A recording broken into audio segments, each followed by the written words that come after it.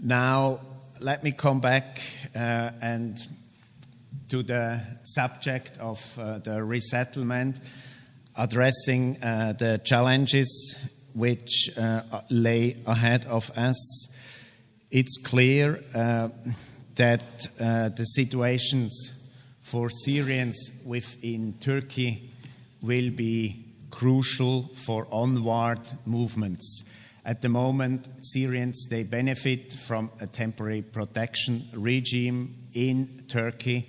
That means they still can stay, they can stay legally, and as long as there is help, assistance, existing camp, services in camp and food, I am positive that the Syrians will want to stay.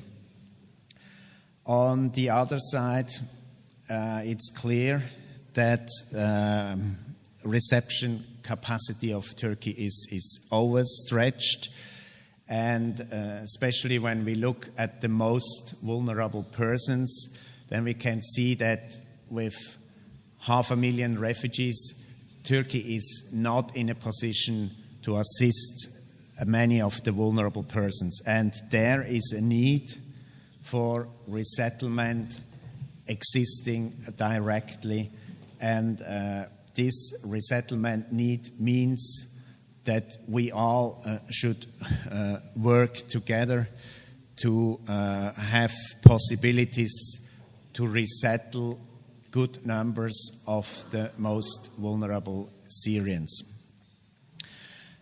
At the moment, we do have quite a positive answer from states around the world, including European states, taking up and accepting quotas from Syrian refugees.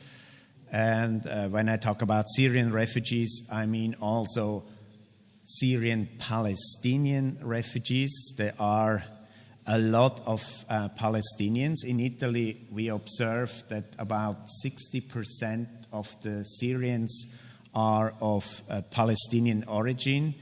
They have left most of their lives in Syria. They are basically like Syrians, but we shall not forget that their origin is Palestinian.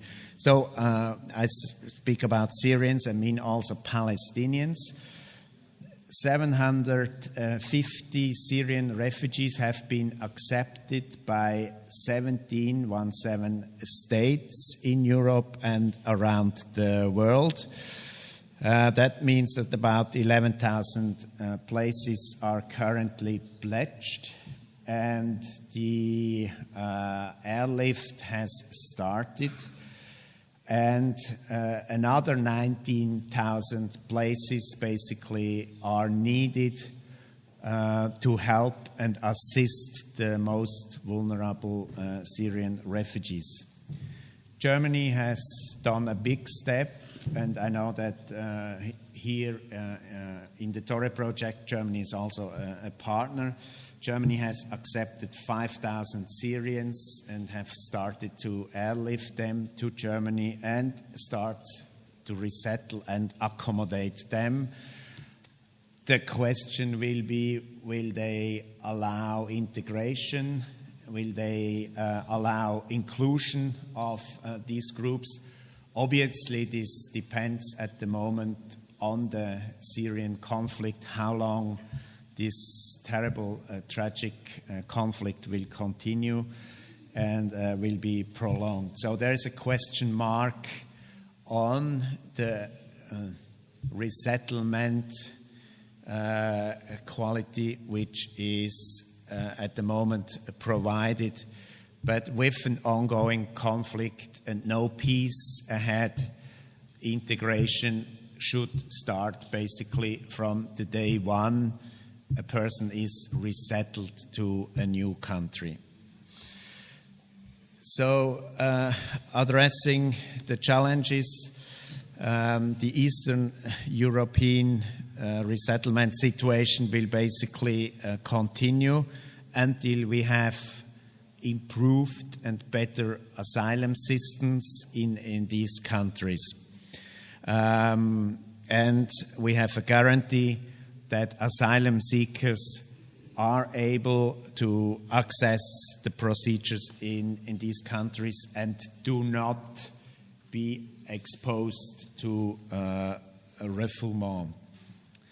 So there will be a need from these countries to resettle persons. Let me talk about future necessities. I think it is important, and that goes towards the partners involved in the Torre project, towards the countries involved in the Torre project. It is important to create opportunities to accommodate a good number of refugees here in Europe. I think lobbying work has to be reinforced from the member states, but also from NGOs towards their governments, so that we do have a more solid policy on a resettlement within Europe. And that I mean with ongoing lobbying work for adequate quotas.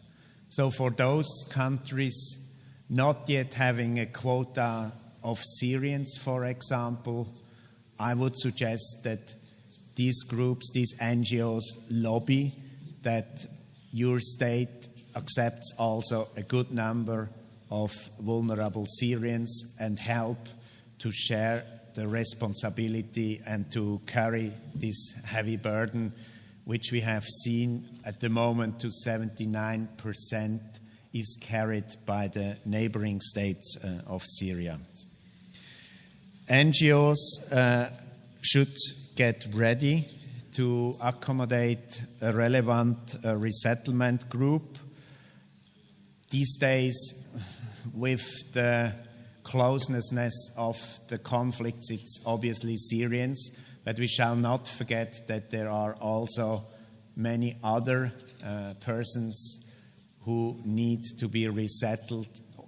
We have ongoing situation for Congolese refugees which are in need of resettlement, Somalis, Eritreans certainly also.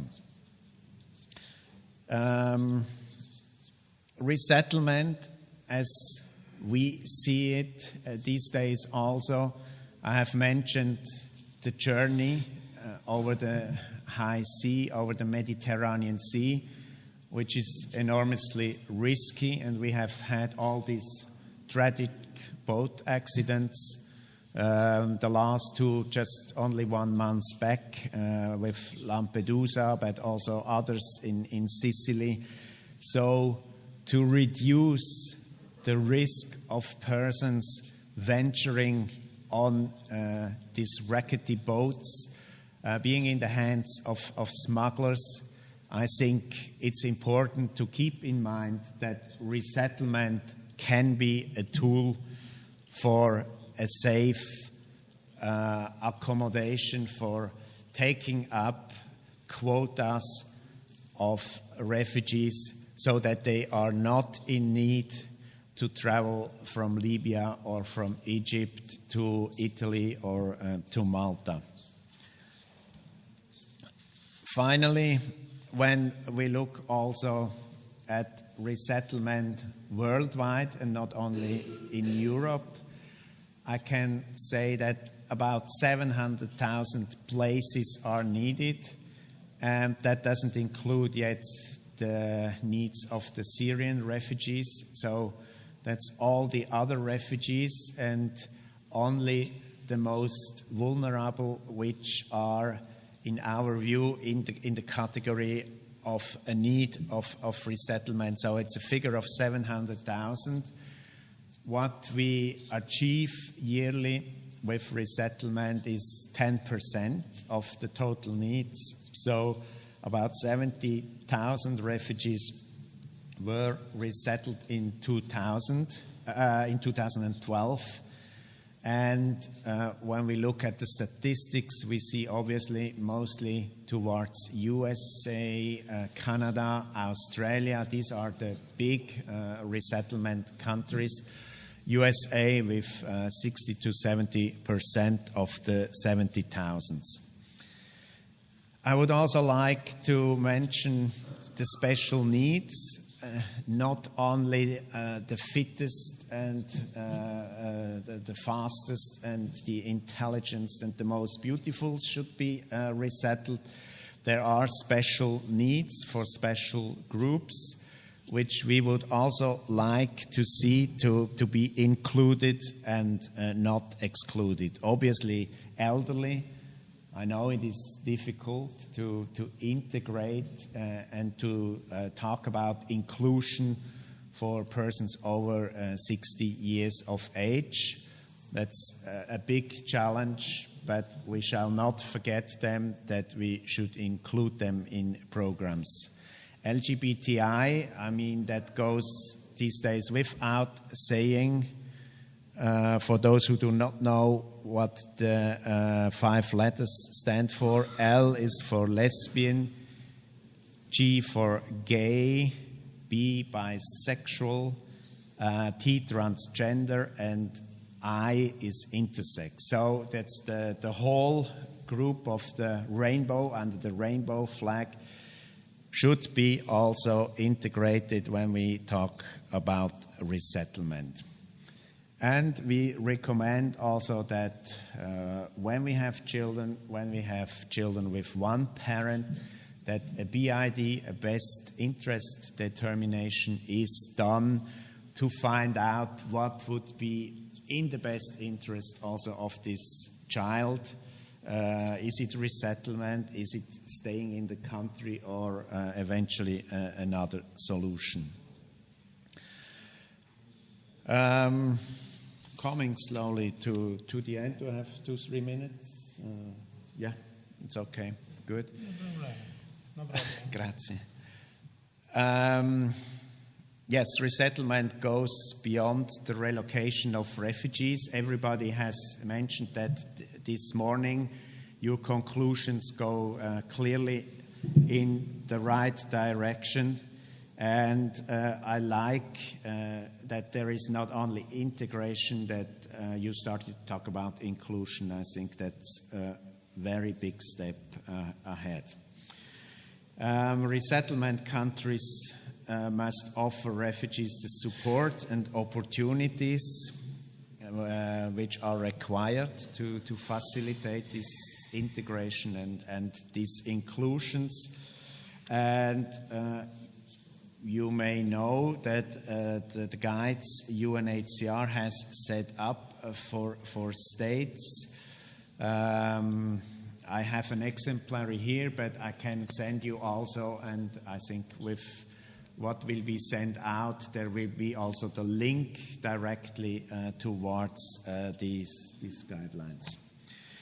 And with that, I just want to mention also the Linking In network, which is also a very good source for providing information exchange. You can subscribe to that network and take advantage of all the information which is offered there.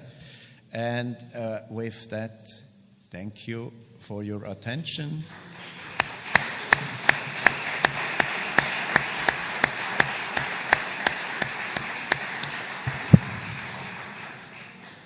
E adesso di ritorno per Vincenzo. Grazie. Grazie Beth e grazie alla dottoressa Pria.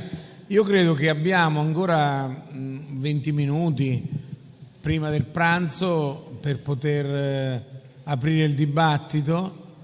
Credo che le persone presenti siano tutte persone che hanno esperienza consolidata e quindi potremmo anche entrare in alcune riflessioni. Abbiamo un microfono a disposizione qui davanti con Marianna, quindi per qualunque idea, riflessione, domanda, ovviamente possono essere anche fatte a Carlos sulla ricerca e a Stefanos per quanto riguarda le raccomandazioni, ma approfittiamo della presenza di persone così competenti per poter anche approfondire alcune cose. Quindi diamo la parola a chi desidera, non facendo domande subito. Ecco, perfetto, la parola, grazie. Domande concise o riflessioni concise, grazie. E se si presentano le persone che sono un eritreo, non sono rifugiato. Volevo chiedere 2 domande a loro due. Uno, perché la situazione dei rifugiati deve essere seguita da un Ministero dell'Interno e da un altro Ministero? Questa è una domanda vecchia che io volevo. E poi capire anche i costi veri di resettlements, perché i costi potrebbero dirci se conviene investire su resettlements o sulla frontiera Frontex, comunque nel Mediterraneo, come diceva l'UNHCR. Per l'UNHCR invece la domanda è se è possibile coordinare un lavoro unico in Europa. Se vedevamo il 70% di resettlements lo fa Canada e Stati Uniti, e perché l'Europa non riesce ad avere maggior numero di resettlements? Grazie. Grazie. Dare la parola alla dottoressa Bria e poi Allora io rispondo alla prima domanda: perché lo fa il Ministero dell'Interno? Perché comunque è un aspetto di immigrazione, quindi è questo il motivo per cui lo fa il Ministero dell'Interno, perché comunque è peraltro autorità di gestione dei fondi, quindi è il Ministero che poi può mettere a disposizione tutta una serie di risorse. E io prima forse non sono riuscita a trasmettervelo bene. Era una critica quella che io facevo all'inizio, dicendo abbiamo iniziato dal resettlement, no, bisognava iniziare da altro, cioè trovare tutta una serie di passaggi. Ecco, questo vorrei che passasse. Quindi il resettlement è sicuramente un sistema utile e in qualche maniera anche più facile, perché vado, prendo e porto in Italia, quindi il mezzo per trasportarlo lo spendo uguale, ma ho salvato sicuramente tante vite e mi sono, come dire, preoccupata di poter poi averli sul mio territorio. Però per fare resettlement non basta fare questo, cioè non basta andare lì e prenderli e portarli in Italia. Il sistema deve essere completo, perché altrimenti non diamo quello di cui queste persone hanno bisogno, faremo sempre e solo assistenza, e non è questo il modo per poter reinsediare su un territorio le persone. Questa è la prima mia risposta. La seconda, perché Frontex? Innanzitutto nell'incontro del 24, anche in ambito Unione Europea, dove devo dire tutti i paesi hanno detto che comunque Frontex deve fare il suo lavoro. Questo non l'ha detto l'Italia, ma lo hanno detto tutti i paesi dell'Unione Europea. Quello che in più però vi posso dire, che anche Frontex nella sua mission ha in qualche maniera compreso che non è solo il contrasto all'immigrazione, ma è un'attività anche nel rispetto dei diritti umani, nel rispetto delle persone, e sta svolgendo nelle varie operazioni che fa insieme alla Marina Italiana e alla Guardia Costiera e alla Guardia di Finanza un'attività, come avrete visto dell'altro giorno. Per fortuna che c'era il sommergibile, perché siamo riusciti, e questa credo sia la seconda o la terza nave che riusciamo a porre sotto sequestro. Ci sono le nave madri e quindi è un problema di lotta al traffico di persone. E questo il motivo primo per cui è all'interno del Ministero, tanto che il mio dipartimento non è un dipartimento di pubblica sicurezza, ma è libertà civili e immigrazione. Chi fa l'altra parte è il Dipartimento della Pubblica Sicurezza ed è la Direzione Centrale per l'Immigrazione. e per la Polizia delle Frontiere. Quindi queste sono le due ragioni per cui poi è all'interno del Ministero dell'Interno. Spero di aver risposto alla sua domanda.